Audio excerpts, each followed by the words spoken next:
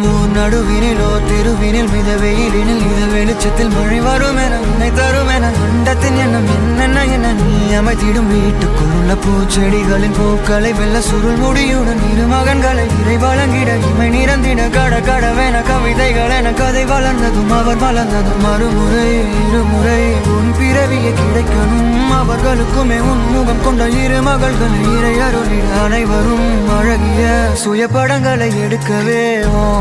பக்கத்துல நான் பாடுக்க வழி சொல்லம்மா ரத்தத்து